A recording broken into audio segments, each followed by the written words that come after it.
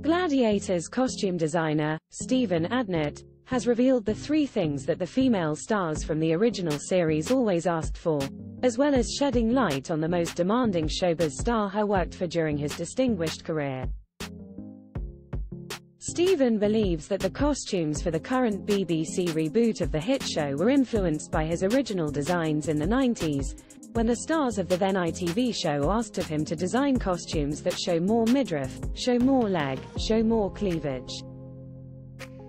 The 75-year-old said that while the Gladiators were pleased with their costumes, there was one person who he has labeled his most demanding, and that's late pop singer and TV presenter, Cilla Black, who took him to task over a burlesque-inspired costume for the 2001 Royal Variety performance, in which she was performing a daring routine alongside Barbara Windsor and Paul O'Grady. Stephen worked with Cilla during the height of her TV fame, when she presented primetime shows like Blind Date and Surprise Surprise in the 80s and 90s. He said about the legendary performer, "I ended up working with her for about 40 years. I liked her a lot. She could be quite demanding. She was definitely in charge. She would listen, but if she didn't necessarily like something, she would say." The Gladiators' job was a different proposition, with Stephen admitting he had to rethink his designs after facing the powerhouse athletes in person. The ITV series ran from 1992 to 2000, and Stephen said that he even had to design the outfits for the cheerleaders, who helped whip up the crowd at Birmingham's National Indoor Arena during filming. Speaking about the costume designs, Stephen told Mail Online, "The Gladiators wanted to show all their bodies, everything showing. When I did the original costumes, I tried to make different shapes for everyone. Some had 2 pieces, some 1 pieces, some shorter legs, some higher up.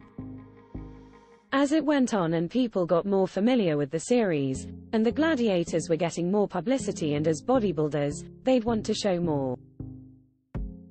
They decided themselves it would be nice to show more midriff, show a lot more leg, show a bit more cleavage.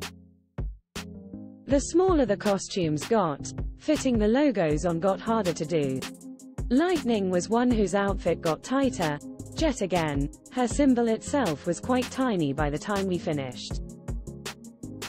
It was all good fun and one of the first big sports-themed game shows." Stephen revealed his process in producing the designs for the original Gladiators, recalling, "When I started sketching, I did 2 different designs. The American original version of the show was still up and running, so I had that to look at before going away and chatting with the producer. Of the 2 designs, they chose to go with what was my favorite, even though they were more expensive to produce." The designer continued, "I did an alternative because it would be cheaper, with a design based on a circuit board. I don't know why, but I was pleased they went with the first. It then became a question of getting it right with everyone's name, adding on different images according to what each gladiator was called. My images tended to be slightly tattoo-ish. I say that, although I personally hate tattoos. Rhino had a rhino, that was straightforward enough. Some influences were old Roman imagery. Warrior had a helmet. Everybody had their own image.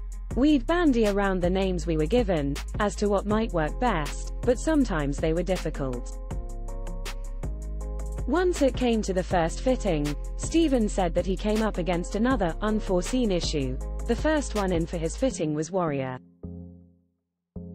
We'd got all the measurements for the lycra, but when he came in I was amazed at just how big he was. He was so big.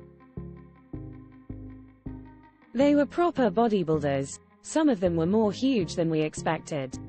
We had to refit him, redo his outfit, but after that we got into the swing of things." Follow Mirror Celebs on Snapchat, Instagram, Twitter, Facebook, YouTube and Threads.